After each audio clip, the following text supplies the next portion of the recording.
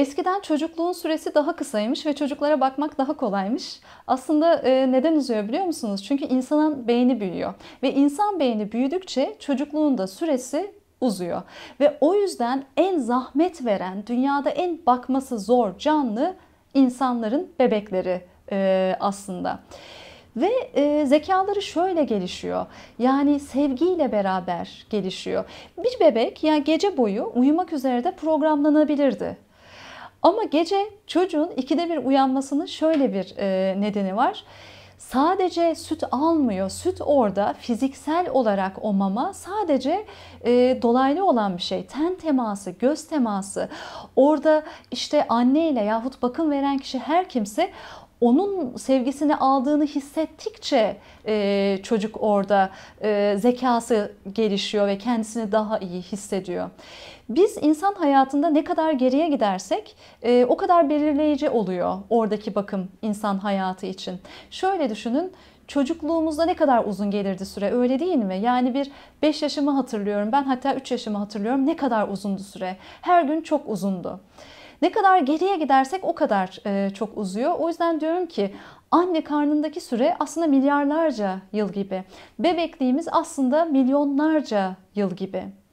Fakat o dönemde yaşadığımız şeyler de o yüzden bu kadar önemli. Biz belki anne karnında yaşadıklarımızı hatırlamıyoruz ama o anne karnında yaşadığımız şey aslında hala bedenimizde bir bilgi olarak depolanıyor ve hala şu anda olduğumuz kişiyi şekillendiriyor.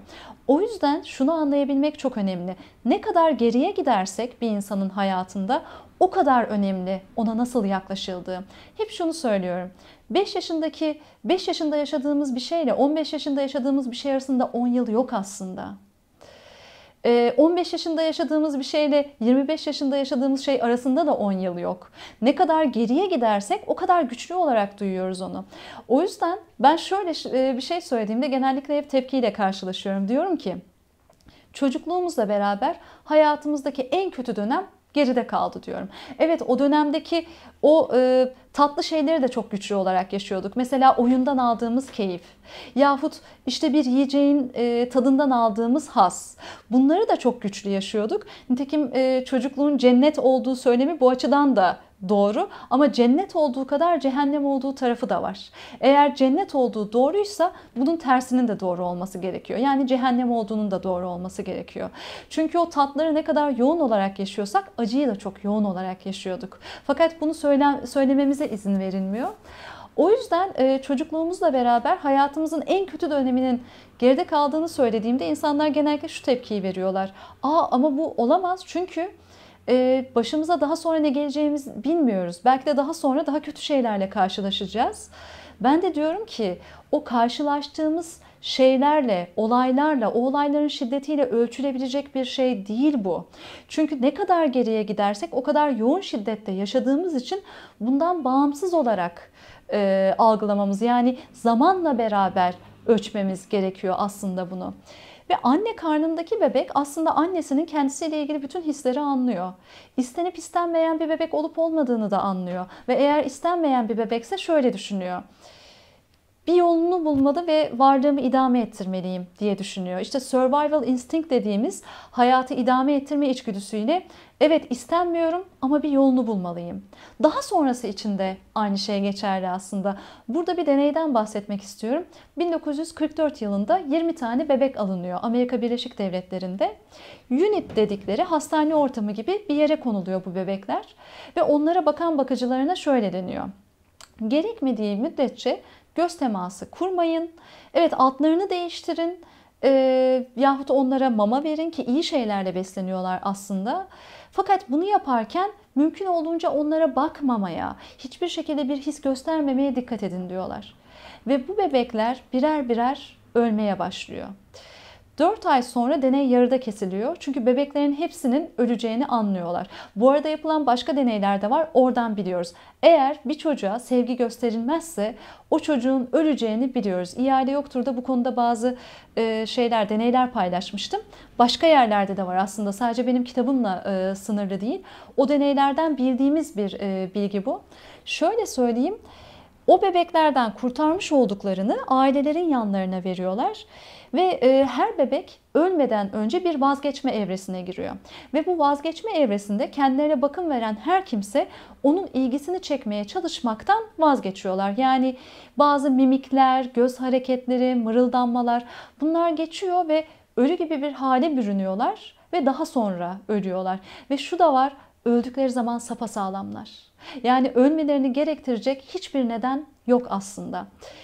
Ailelere verilen, yani deney yarıda kesildikten sonra ailelerine verilen bebekler eğer o vazgeçme evresine girdilerse yine de onlar kurtarılamıyor ve ölüyorlar. Bu deneyden şunu anlamamız lazım aslında. Çocuk evet hani bizim ona verdiğimiz yemeğe muhtaç, suya muhtaç, bakıma muhtaç, ama bu fiziksel şeylere muhtaç olduğu gibi anne babasının sevgisine ve onayına da muhtaç. Ve çocuk eğer anne babasının sevgisi ve onayı olmazsa öleceğini sezgileriyle biliyor. Yani o survival instinct dediğimiz hayatı idame ettirme içgüdüsüyle bunu da biliyor. Ve o yüzden sürekli anne babasına bakıyor. Ben onun sevgisini almak için ne yapmalıyım? Ve bütün hayatımızdaki mutluluğumuzu belirleyen şöyle bir şey var. Anne babanın o dönemde çocuğuna şunu hissettirmesi gerekli. Her türlü kabulümsün. Öfkelenebilirsin, üzülebilirsin. Sana verdiğim bir şeyden dolayı memnun olmayabilirsin, şikayetçi olabilirsin. Bu hissin doğal ve bu doğal hissini, bu hakkı sana tanıyorum diye hissettirmesi gerekiyor. Eğer o dönemde şöyle hissedebilirsek, evet ağlayabilirim, bu normal bir şey. Ağladığımda da annem beni olduğum gibi kabul ediyor. Yahut bana bakım veren her kimse, onlar beni her türlü kabul ediyorlar ve ben onlar için bir yük değilim, beni böyle seviyorlar diye. Eğer biz o dönemde hissedebilirsek, sembolik olarak da doğuyoruz. Yani gerçekten birey oluyoruz ve yetişkin olduğumuzda hiç kimsenin sevgisine ve onayına ihtiyaç duymuyoruz. Her zaman söylediğim şöyle bir şey var. Çocuğumuzun mutluluğu için yapabileceğimiz tek bir şey var ki bu içimizdeki çocuk için de geçerli. Bu da o çocuğun kendisine güvenmesini sağlamak, kendisini değerli hissetmesini sağlamak. Eğer o dönemde çocuk sevgiye değer olduğunu hissedebilirse bir daha hiç kimsenin sevgisine ve onayına ihtiyaç duymuyor.